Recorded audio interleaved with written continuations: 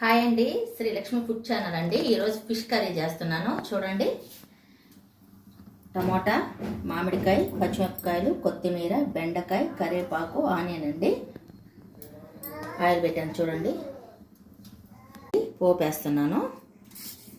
మెంతులు, ఆవాలు, ధనియాలు,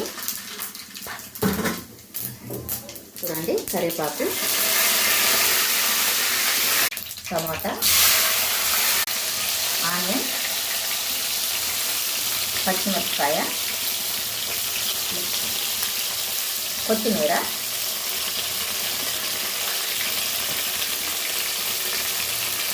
షుగర్లు వేస్తామండి. ముందుగా వేస్తే బాగా ఉడికిపోతుంది, అందుకని.